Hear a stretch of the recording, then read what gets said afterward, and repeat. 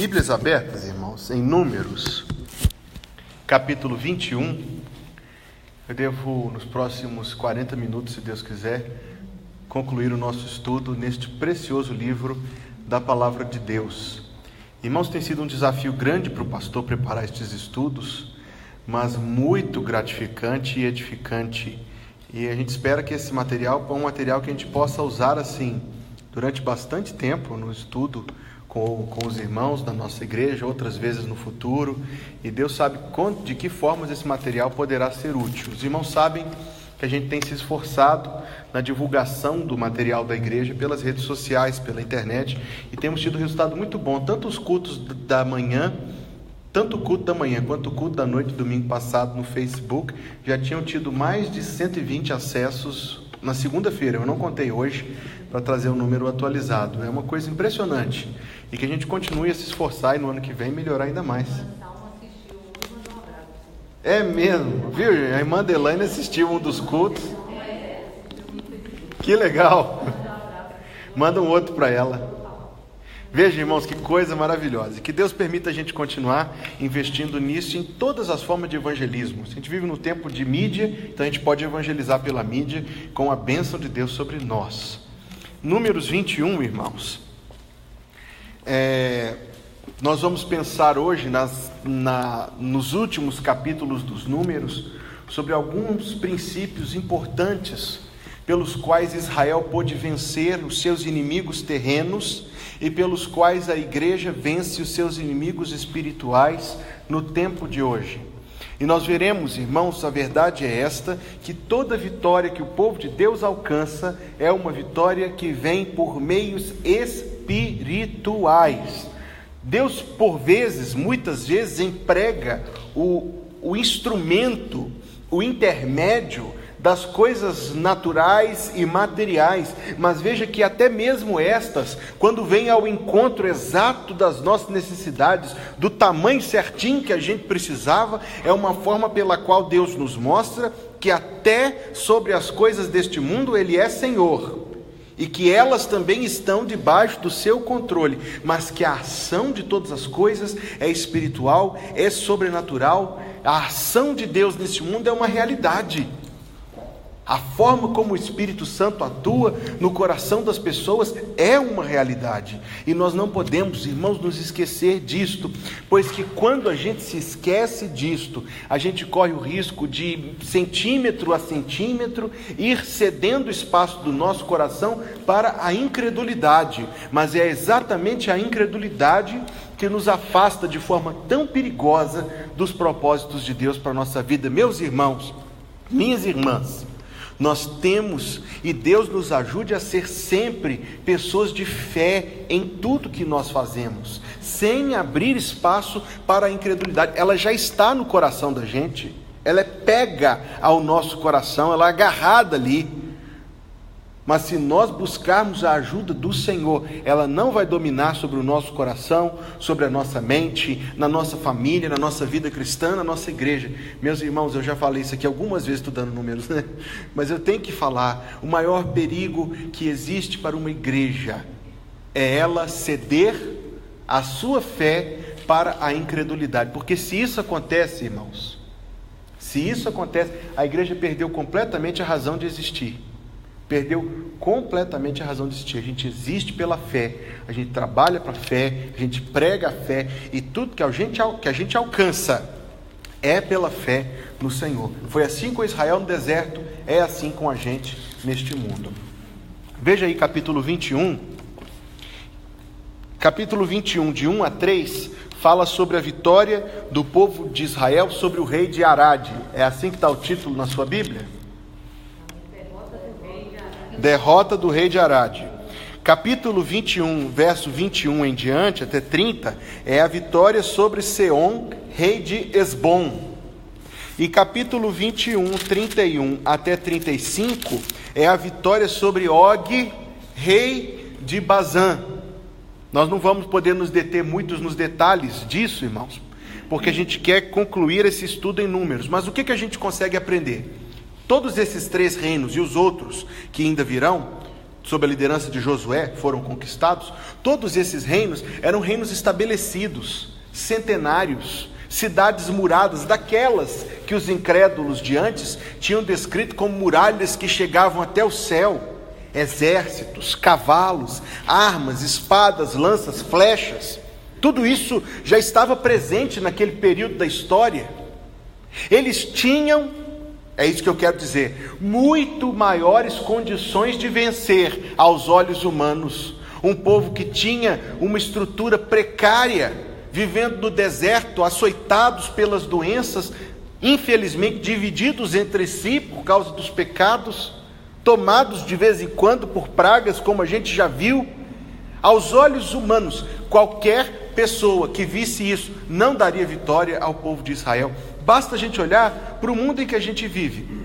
Quer ver? De vez em quando, agora esfriou muito, mas eu lembro que quando eu era criança, eu assistia jornal com meu pai, com minha mãe, e falava de um tal de IRA, que tinha lá na Irlanda. Já ouviram falar desse negócio? Um grupo rebelde que fazia uma revolução, matava as pessoas, carro-bomba, explodia e tal. Nós sabemos do povo basco que vive entre a Espanha e a França, ou o próprio povo palestino, nos conflitos que eles têm sempre com Israel, e nós sabemos como é difícil para um povo não formado, é isso que eu estou querendo mostrar para os irmãos, tentar vencer um povo formado. Aos olhos dos reis daquelas cidades, daqueles povos, era impossível que Israel os vencesse. E talvez, aliás, a Bíblia registra que aos olhos dos próprios israelitas também era impossível. Agora, eles iam adiante na força de Deus. Eles iam adiante na força de Deus, nos propósitos de Deus, naquilo que Deus tinha determinado que iria acontecer. Capítulo 21, verso 3: ouviu o Senhor a voz de Israel e lhe entregou os cananeus. Os israelitas destruíram totalmente a eles e as suas cidades, e aquele lugar se chamou Horma. Veja, irmãos, que ainda que fosse Deus dando, é nisso que eu quero que a gente se torne sensível para perceber como as coisas do Senhor acontecem. Ainda que fosse sob o certificado de Deus, de que Ele daria vitória para o povo, deu trabalho para o povo. Ninguém de Israel pode ficar lá sentado, de braços cruzados, e falar assim: deixa Deus fazer, nós estamos esperando que Deus faça. O milagre do Senhor acontecia exatamente em que um grupo pequeno de pessoas que ia, era espiritualmente fortalecido por Deus e conseguia fazer coisas que eles por si só não conseguiriam fazer. Isso, irmãos, está na Bíblia de inúmeras formas, a forma como Deus fortalece. O rei Davi agradeceu a Deus, Salmo 144, porque Deus fortalecia as mãos dele para a batalha. Quer dizer que em determinada luta, e dando tantos golpes com a sua espada, ele percebeu que haveria um momento em que a mão dele naturalmente ficaria mais fraca, mas em vez disso acontecer, ela se fortaleceu. Eu acho que nas situações da nossa vida, a gente consegue sentir momentos em que Deus age assim, em que a gente sente que a gente já está no último tracinho de bateria, e aí por uma ação do Senhor, pela forma como o Espírito Santo age na nossa vida, com tanta maravilha, Ele nos leva adiante, Deus nos fortalece, e a gente tem que ter a humildade, viu, minha gente, de saber reconhecer que essa é a ação do Senhor na nossa vida. Porque alguém poderia olhar no espelho e falar assim: puxa vida, hein? Como eu sou. Tem gente igual eu não. Irmãos, tem. A vaidade é a coisa mais abundante do mundo. Tem mais vaidade no mundo do que areia. E a vaidade vale menos do que a areia. Nós temos que ter humildade de reconhecer a forma como Deus nos ajuda. Na nossa vida em particular é assim. Porque, irmãos, o nosso coração sozinho diz sim para quase todas as tentações, não é verdade? Mas o Espírito Santo nos ajuda. E a gente não peca tanto quanto pecaria. O Espírito Santo nos ajuda. O Espírito Santo de Deus ajuda a igreja, irmãos. Ajuda a nossa igreja. Faz as coisas acontecerem. É o Espírito Santo que fortalece o povo, ainda que Deus permita que na nossa vida particular ou nossa vida coletiva, a gente atravesse períodos assim confusos, em que a gente não sabe o que vai acontecer. A história recente da nossa igreja contém um capítulo assim.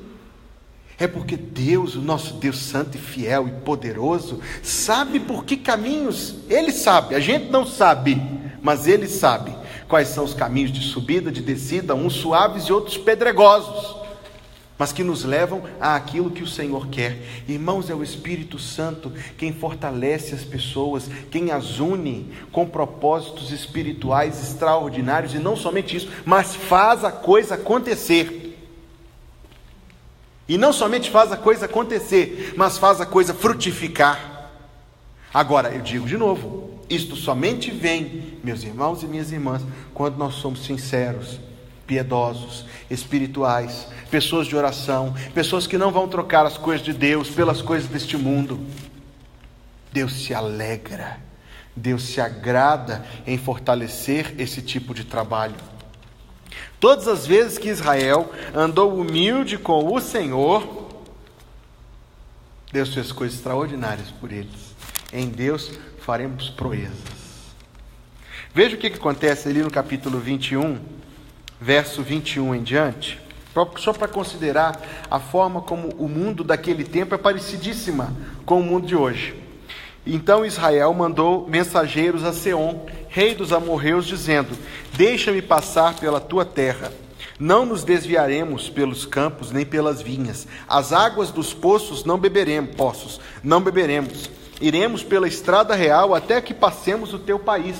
Porém Seom não deixou passar a Israel, antes reuniu todo o seu povo, saiu ao encontro de Israel no deserto e veio a Jaza e pelejou contra Israel. Irmão, sabe o que a gente tem que enxergar aqui? É um retrato de como o mundo que a gente vive é intolerante para com as coisas de Deus.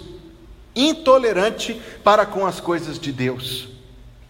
Eu ouvi recentemente e fiquei muito espantado com isto, e nós sabemos, irmãos, que estas coisas de uma forma ou outra, elas dão as suas pinçadas, as suas agulhadas na igreja de tempo em tempo, mas uma professora, irmã em Cristo, dizendo a mim que outros professores não crentes diziam que a doutrina deste mundo com relação ao comportamento sexual tem que ser passada para as crianças evangélicas, porque elas são reprimidas dentro de casa. Até o direito que um pai e uma mãe têm de educar o filho, se o pai for crente, é alvo direto da intolerância do nosso tempo. E aí, irmãos, a gente, como Israel, ia pensar que a gente não daria conta. Mas se a gente confiar em Deus e buscar a Deus, a gente dá conta, sim, de resistir, de fazer frente. Veja que não só houve uma intolerância de proibir o povo de passar, houve um desejo de ir contra o povo, batalhar contra o povo, ferir o povo de Deus. Como a gente vence, irmãos e irmãs, as crueldades desse mundo? Só com Jesus. Eu quero que os irmãos pensem comigo, quantos inimigos as igrejas de Deus já enfrentaram na história. As igrejas enfrentaram o Império Romano, que era muito maior do que o povo de Deus. O Império Romano está aí até hoje? Acabou. E as igrejas? Estão aí. As igrejas tiveram que enfrentar as invasões islâmicas, se Deus permite que isso não aconteça de novo, matando as pessoas só porque elas são crentes. Isso acabou com as igrejas, irmãos? Não acabou. A igreja teve que enfrentar o comunismo durante o século XX. A igreja acabou, irmãos? A igreja não acabou. A igreja não vai acabar. A igreja vai permanecer como testemunha de Jesus até que Ele venha nos buscar. Nós temos que crer nisso, irmãos, porque talvez se levantem tempos em que a gente se sente muito desanimado, e se levantem tempos em que a gente se sente muito desacreditado, mas eu digo de novo, nem 1 centímetro a gente pode arredar para a incredulidade. A gente tem que permanecer firme no que a palavra de Deus diz, que é verdade e que vai acontecer. Então, Deus foi dando vitórias sobre esse povo, mas eu quero dizer novamente aos irmãos, que as vitórias foram alcançadas com bastante trabalho de Israel. O povo de Deus tem que trabalhar para o Senhor. O povo de Deus tem que ser um povo operante, ativo, diretamente envolvido com as coisas de Deus, irmãos, porque de outra forma não tem. Então chegamos agora ao capítulo 22, que eu fiz propaganda dele domingo, porque nós vamos considerar o que a Bíblia fala sobre um falso profeta chamado Balaão. Vá lá em Judas, carta de Judas, logo antes do Apocalipse. Não feche números não, apenas vamos consultar o que Judas, meio-irmão do Senhor, apóstolo do Senhor, fala sobre isso. Carta de Judas, irmão, só 25 versículos só, mas de uma profundidade tremenda. É a análise dos anti-heróis, dos vilões da fé do Antigo Testamento e sobre como eles deixaram sucessor no mundo. É o livro imediatamente anterior ao Apocalipse. Agora é o verso número 11. Ai deles, porque prosseguiram pelo caminho de Caim. Qual é o caminho de Caim?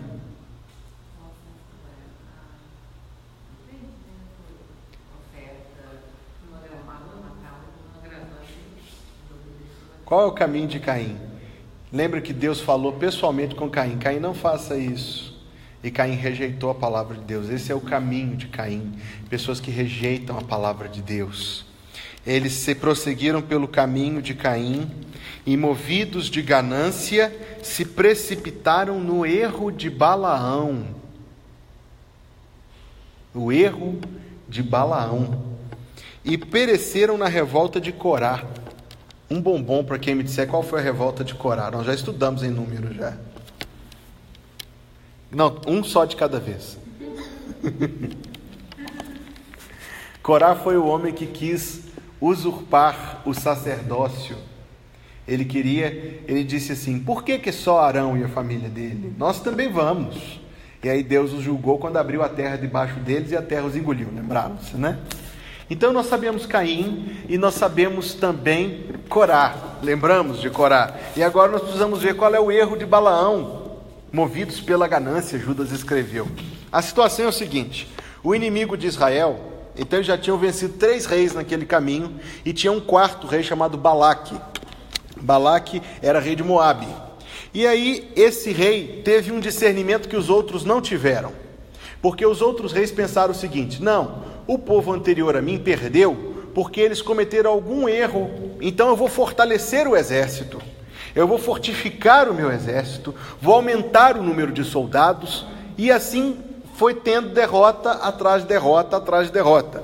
Balaque percebeu, ele fez a conta, ele falou assim: não, esse negócio aí é espiritual. Esse negócio aí é espiritual. Então ele decidiu chamar um cara de longe. Longe, irmão, nós estamos falando aí de uma distância de 2 ou 3 mil quilômetros. Porque Balaão morava na Mesopotâmia, perto da região da Babilônia. E ele atravessou o deserto todo para poder ir lá prestar o serviço que ele disse que iria prestar. Ele chamou um homem que pudesse amaldiçoar Israel. Vamos ver como se deu esse episódio? Eu não quero nos deter muito na leitura, mas então chegou uma comitiva do rei de Moabe para Balaão, e ele falou o seguinte: olha, eu vou com vocês, mas eu só posso falar aquilo que Deus mandar eu falar. Capítulo 22, verso número 9. Veio Deus a Balaão, quer dizer, Balaão tinha contato com Deus, não sempre, mas ocasional. Veio Deus a Balaão e disse: quem são estes homens contigo? Respondeu Balaão: Balaque, rei dos Moabitas, os enviou para que me dissessem: eis que o povo saiu do Egito e cobre a face da terra. Vem agora, amaldiçoa-mo, talvez eu possa combatê-lo e lançá-lo fora. Então disse Deus a Balaão: não irás com eles, nem amaldiçoarás o povo, porque é povo... O que diz aí na sua Bíblia? É povo abençoado. Então Deus falou com Balaão, falou assim: Balaão, você não vai, esse povo é um povo abençoado. Aí ele falou: eu não vou. Eu imagino, irmãos, e eu vou mostrar, vocês vão compreender por que eu imagino, que ele disse não vou, mas disse com a boca cheia de água, porque ele ficou pensando em tudo que tinham levado para dar para ele. Ele disse assim: nem que o rei me desse a casa dele cheia de ouro e de prata, eu poderia amaldiçoar esse povo. Tem um jeito diferente de dar o seu próprio preço, né? E aí, o que aconteceu? Na segunda vez, Deus deixou ele ir. Isso é notável. Olha só, verso 20. Veio, pois, o Senhor a Balaão de noite e disse: se aqueles homens vierem chamar-te, levanta-te e vai com eles. Todavia farás somente o que eu te disser. Então Balaão levantou-se pela manhã, albardou a sua jumenta e partiu com os príncipes de Moabe. Olha o que aconteceu logo no verso seguinte. 22, verso 22. O que aconteceu logo em seguida? Uai, Deus, o Senhor falou que podia ir e agora ficou com raiva dele porque ele foi? O que os irmãos me dizem disso? Um de cada vez.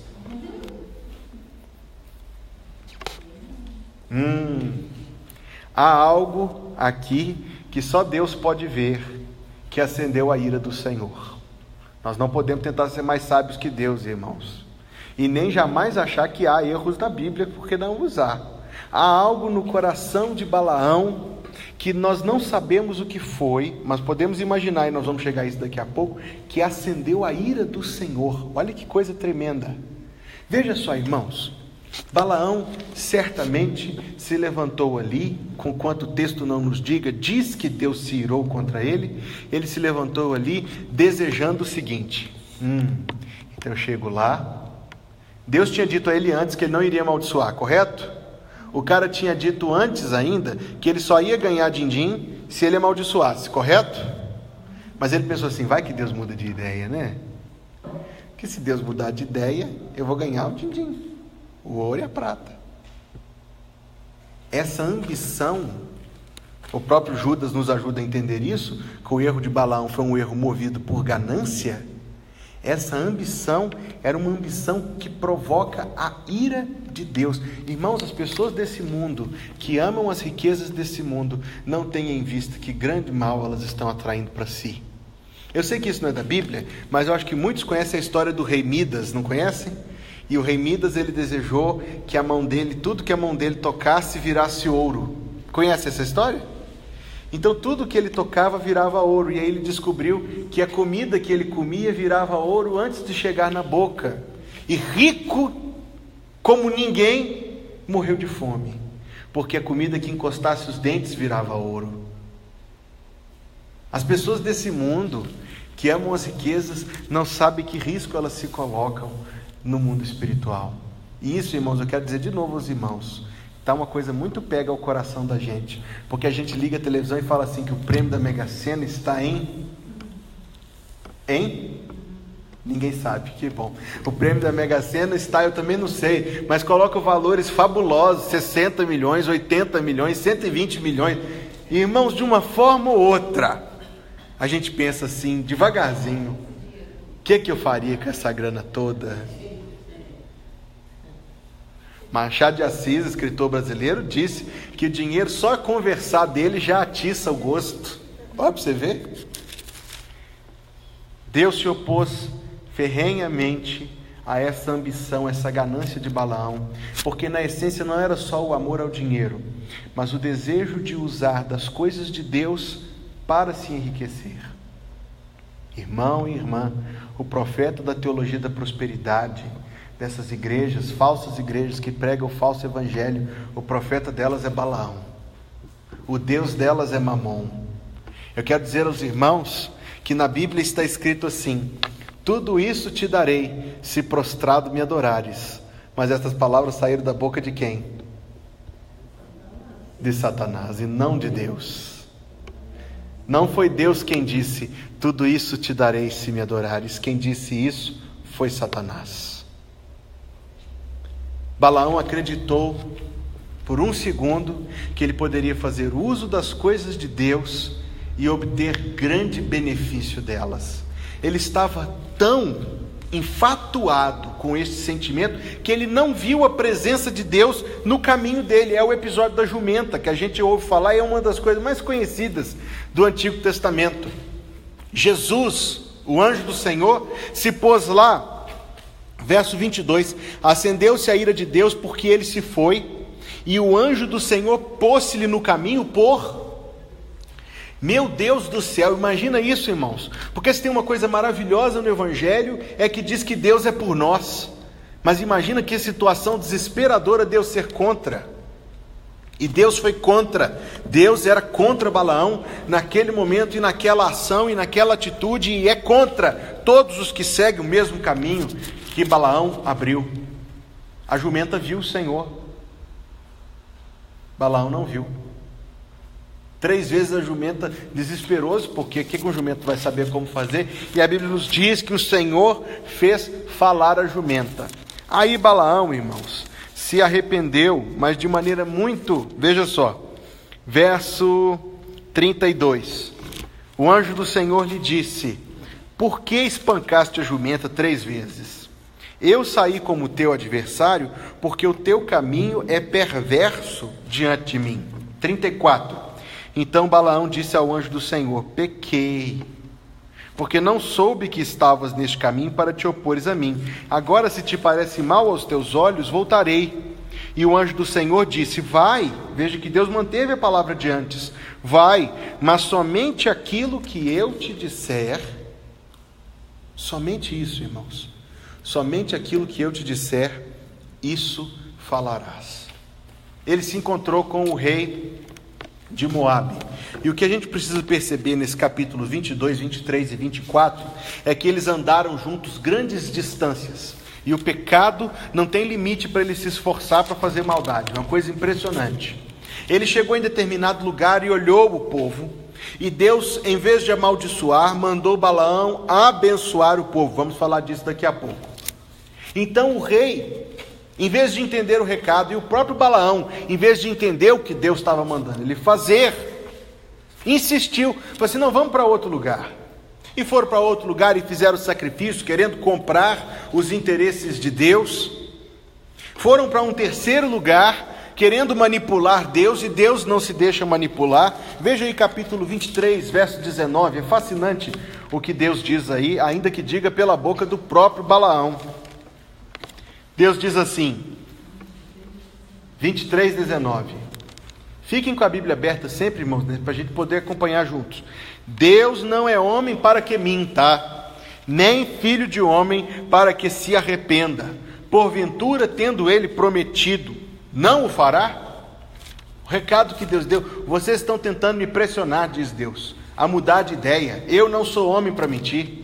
Eu não sou um de vocês para ser julgado daqui para lá. Nós temos que compreender isso a respeito de Deus, que Ele é imutável e infalível.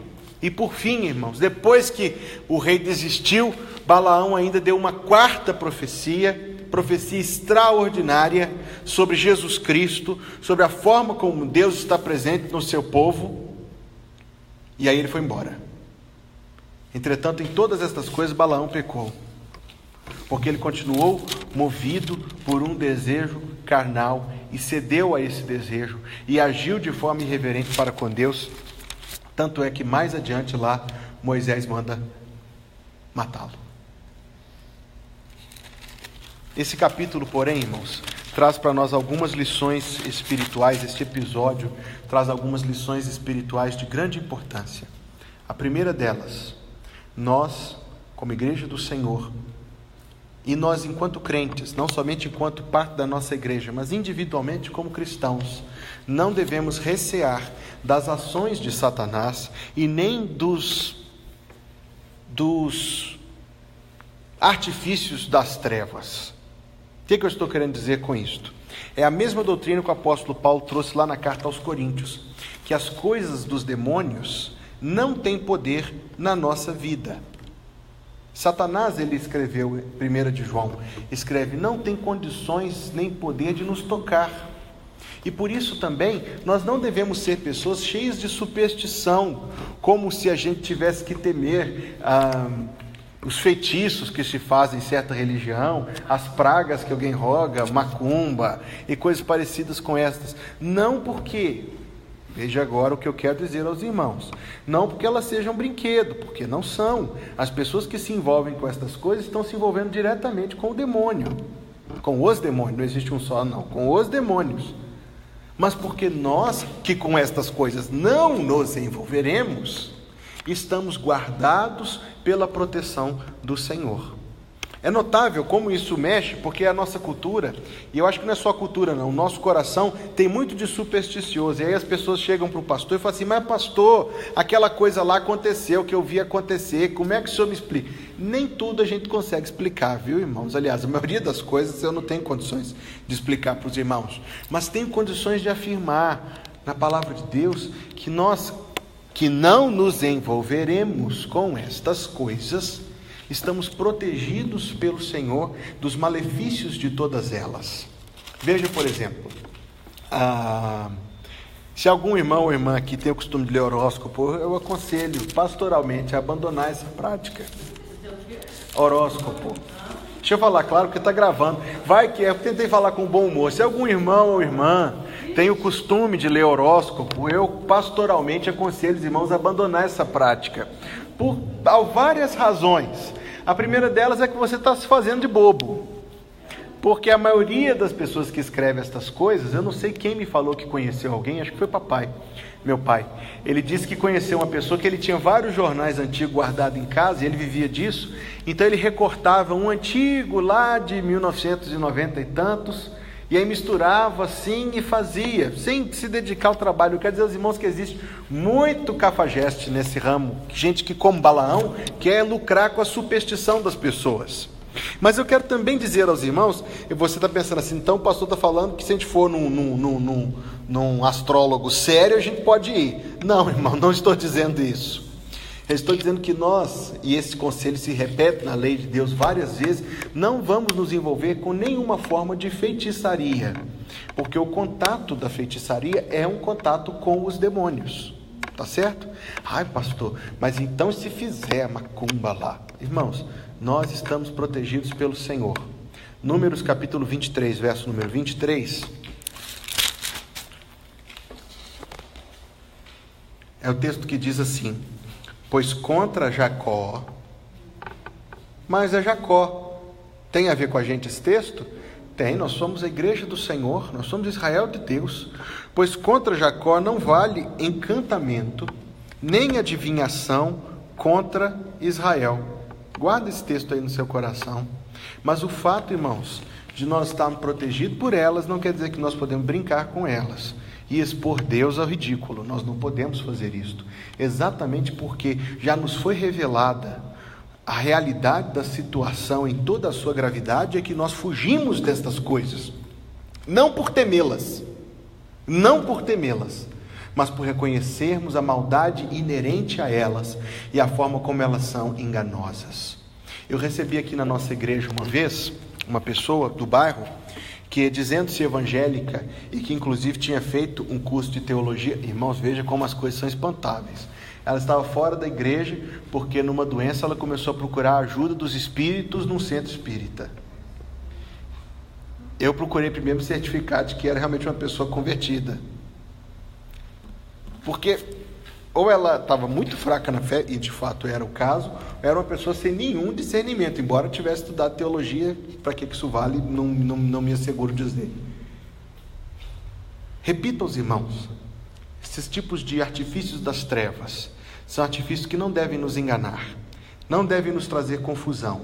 Nós não acreditamos que eles dão certo, nós não temos medo deles, mas nós não nos envolvemos nem na mais remota hipótese com eles, porque nós sabemos os seus efeitos maldosos e a forma maligna como eles enganam as pessoas que não conhecem a Cristo. Posto isto aos irmãos, eu tenho que dizer mais uma coisa ainda nessa história de Balaão, que é o seguinte: nem o diabo, com toda a sua maldade, e nós sabemos que o diabo é mau, viu, irmãos? Nem o diabo, com toda a sua maldade, consegue anular os propósitos do Senhor. Martim Lutero escreveu aquele hino que nós conhecemos: se nos quisessem devorar, demônios não contados, não nos podiam derrotar, nem somos assustados. O grande acusador dos servos do Senhor já condenado está, vencido cairá por uma só palavra. Todas estas coisas são verdade. O diabo não consegue anular a nossa salvação. O diabo não consegue anular a obra de Deus na nossa vida. O diabo não consegue, mas ele consegue fazer muita resistência ao trabalho da igreja, semear heresia e divisão na igreja, promover coisas que são contrárias aos propósitos de Deus. O fato, eu quero dizer isso novamente aos irmãos, o fato de que a vitória já foi conquistada para nós por Cristo e que as promessas de Deus são inalteráveis, não nos isenta de combater neste tempo com armas espirituais e buscar as vitórias que o Senhor nosso Deus tem reservado para nós. E nós só as obteremos à medida que formos de fato consagrados espirituais e engajados na militância e na operância que Deus espera que nós apresentemos como seu povo. Veja que logo no capítulo 25 tem algo de muito importante nesse ponto. Balaão foi embora, Balaque... Interessante nesse texto também, todas vezes que eu leio, eu fico procurando saber o que foi que Balaão fez de ruim, né? Porque no texto não fala, mas não nos textos referentes. Como o texto de Judas nos ajuda a esclarecer. Mas eu procuro, ao contrário, ele abençoou. Sim, ele abençoou, mas Deus julgou não o que ele fez, mas a intenção que estava predominando no coração dele. Porque o que ele queria era lucrar. Ele abençoou porque ele não tinha o que fazer. Capítulo 25, irmãos, é uma coisa importante, e isso a gente percebe que isso vai se repetindo. No seu resumo aí, nós já estamos na página 8, tá bem? Você que está acompanhando. Capítulo 25, página 8 do resumo, é o ponto 12, a importância da separação. E é muito importante a doutrina da separação ser revisitada pelas igrejas no nosso tempo. O que aconteceu? Capítulo 25, habitando Israel em Sitim, começou o povo a prostituir-se com as filhas dos moabitas. Ora, as filhas dos moabitas eram de que povo, irmãos? Moabe, peraí. Moabe. E quem era o rei de Moabe? Era o tal de Balaque? Foi ele que contratou o tal de Balaão? Foi. Por isso que o apóstolo Paulo fala mais sobre Balaão, que foi ele que ensinou os moabitas a levar o povo à prostituição. Ele falou, eu não consigo abençoar em nome de Deus, eu não consigo. Mas então eu vou ensinar uma coisinha aqui. Com certeza ele saiu com algum troquinho no bolso por esses conselhos que deu. Vamos lá. O povo começou a se prostituir com as filhas dos moabitas. Deus já havia advertido anteriormente, irmãos, que isso não deveria acontecer. Isso não deve acontecer na igreja em nenhum nível. Envolvimento com as coisas do mundo, influência mundana, pessoas não crentes quererem governar a igreja. Igreja ser muito movida pela opinião do mundo, isso não deve acontecer. As práticas mundanas serem vistas como coisas normais dentro da igreja, isso não deve acontecer. O padrão de conduta do povo de Deus é estabelecido no livro de Deus, e as coisas do livro de Deus são perpétuas. O nosso padrão de conduta, de relacionamento, de moralidade, de espiritualidade, é regido pelo livro do Senhor, e a cada dia que passa é mais importante a gente falar isso, irmãos, porque nós vivemos um tempo em que a muralha de divisão entre a igreja e o mundo está se tornando muito pequenininha em alguns lugares, se é que há. Nós sabemos que aqui na nossa cidade, olha que Belo Horizonte é uma cidade conservadora, nós sabemos que aqui na nossa cidade há uma igreja que se reúne no sábado à noite, numa boate, com a música de batistaca, com aquelas luzes piscando coloridas, e é possível, irmãos, haver pregação do evangelho? É possível, agora eu quero dizer que talvez haja testemunho, mas transformação de vida, resgatar alguém daquela forma de vida e levar para uma caminhada dignificada, e que honra o nome do Senhor, quando a pessoa está sendo simplesmente ensinada a permanecer em tudo o que tem feito antes. Que mudança de vida existe, irmãos? Que mudança de vida existe? Conquanto eu afirmo aos irmãos que a mudança principal é do coração e não é da roupa, nem do cabelo e nem da conduta, eu não acredito que um coração muda e continua agindo como agia antes.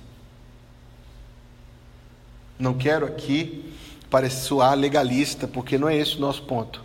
O nosso ponto é que Deus diz que a diferença entre o povo de Deus e quem não é povo de Deus é uma diferença até visível. Malaquias 3,18. Vereis a diferença entre quem serve a Deus e quem não o serve. Eu posso muito bem, não vamos nos ater muito a essas questões não, porque o tempo vai passando. Mas fato é que o povo de Israel cometeu um pecado grave.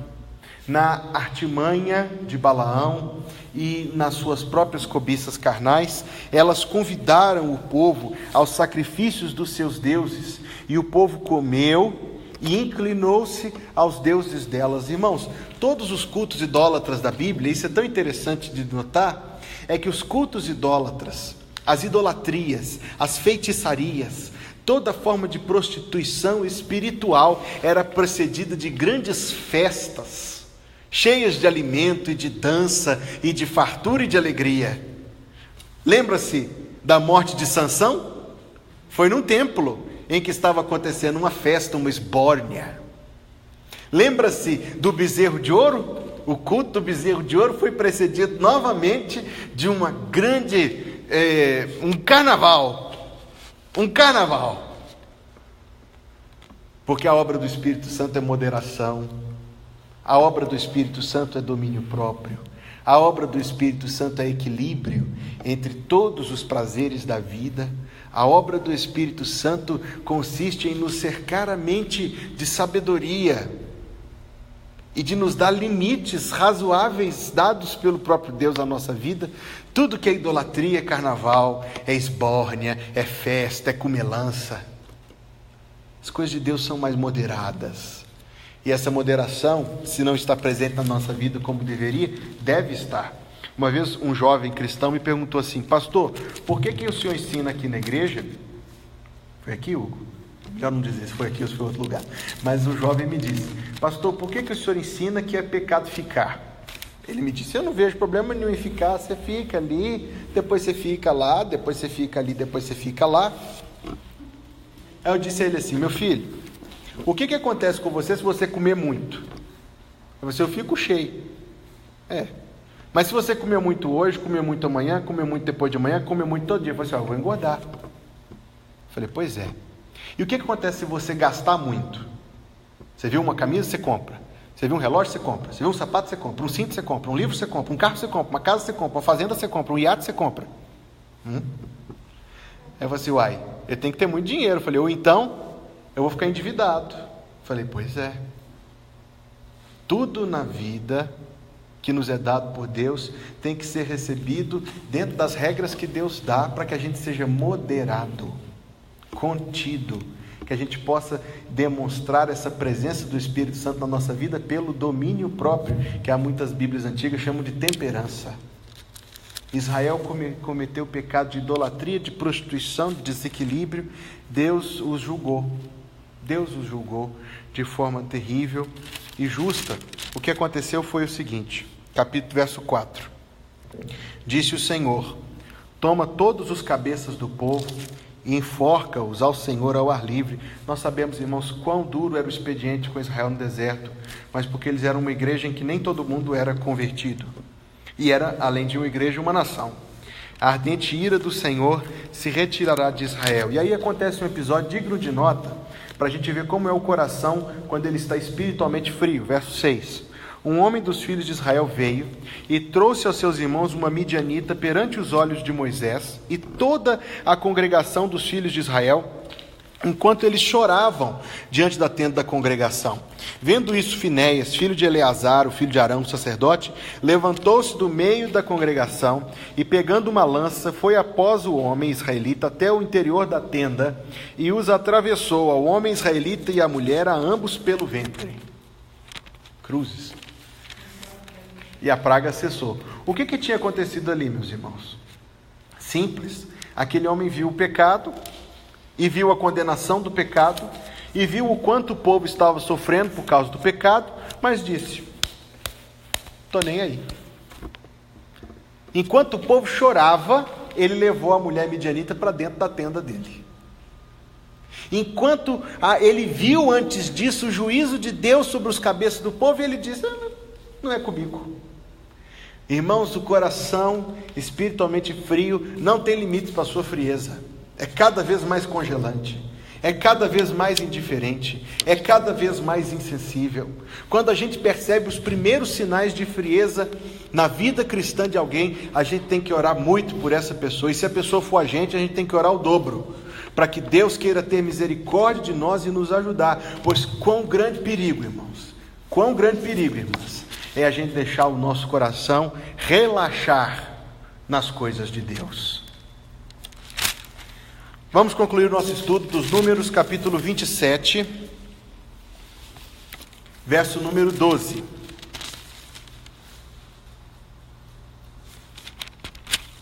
Quarta-feira que vem, se Deus quiser, a gente começa o livro do Deuteronômio, um dos livros mais bonitos do Antigo Testamento. Eu tenho certeza que os irmãos concordarão comigo. 27 é o capítulo, 12 é o verso. Disse o Senhor a Moisés: sobe a este monte Abarim e vê a terra que dei aos filhos de Israel, e tendo-a visto, serás recolhido também ao teu povo, assim como o foi teu irmão Arão. Porquanto no deserto de Zim, na congregação, fostes rebeldes ao meu mandado de me santificar nas águas diante dos seus olhos. São estas as águas de Meribá, de Cádiz, no deserto de Zim.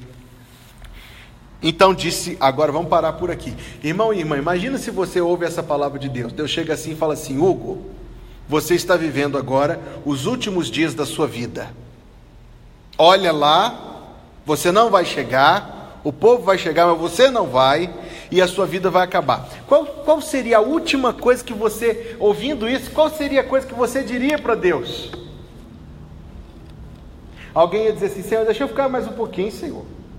Outro ia falar: Senhor, deixa eu entrar, ó, eu vim até aqui, trabalhei igual um condenado, foi difícil.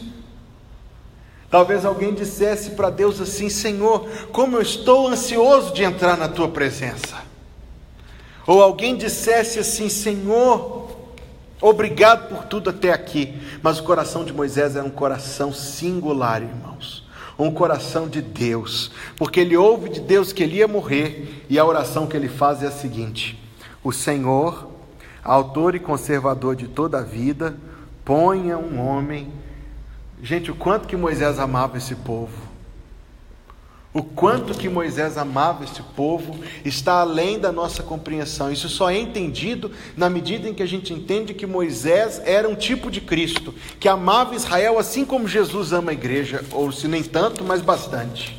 Ele diz, a última coisa, ele ouve de Deus que ele ia morrer, ele diz: Senhor, coloca alguém sobre este povo, coloca alguém sobre este povo, que saia adiante deles, que entre adiante deles, que os faça sair e os faça entrar, para que a congregação do Senhor não seja como ovelhas que não têm pastor. E aí aparece na nossa história Josué. O nome de nosso Senhor Jesus era uma variação hebraica do nome Josué, que significa Deus salva. Ele não nasceu com esse nome, os irmãos sabem que ele nasceu com o nome de 2 de cada vez só. Oséias. Ele nasceu com o nome de Oséias, mas então, na direção do Espírito Santo, Moisés colocou nele o nome de Josué. Está lá no capítulo 13, tem aí no seu resumo para você conferir. Ele tinha o nome ele tinha o nome de Oséias.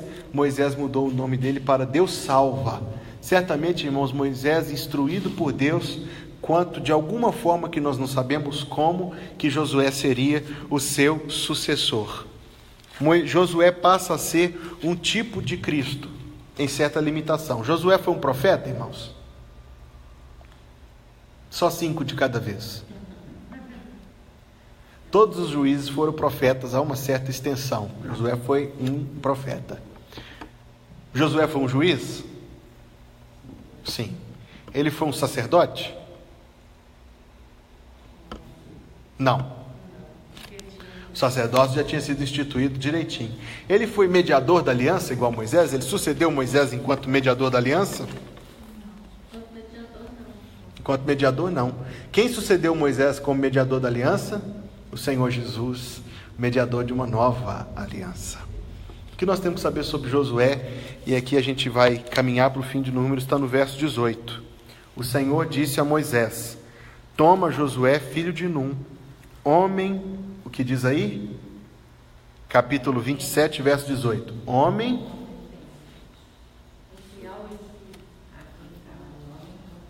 Está usando a linguagem de hoje? Eu acho que está. A tradução mais literal ao hebraico diz: homem em quem há o Espírito, e impõe-lhe as mãos. Irmãos e irmãs, a obra de Deus não se pode fazê-la sem a ajuda do Espírito Santo. Lembram de Davi e Golias? Mas antes de Davi entrar no campo de batalha, Golias colocou nele toda a sua armadura. Saul colocou nele toda a sua armadura. A armadura era tão pesada que ele não conseguia andar. Sem armadura, mas na direção do Espírito Santo, ele obteve a vitória que Saul, com toda a sua armadura, não teve. Irmãos, a igreja do Senhor precisa de uma coisa como a sua principal e preponderante: o Espírito Santo. Ah, pastor, nós não temos dinheiro. Nós temos o Espírito Santo? O dinheiro, deixa que Deus resolve. Ah, pastor, nós não temos pessoas. Nós temos o Espírito Santo? O Espírito Santo não somente acrescentará outras pessoas, mas suscitará e capacitará aquelas que nós temos conosco para a obra do Senhor. Ah, pastor, nós não temos isso, nós não temos aquilo. Nós temos o Espírito Santo, irmãos. E nós vamos adiante confiando em Deus. Fim dos números.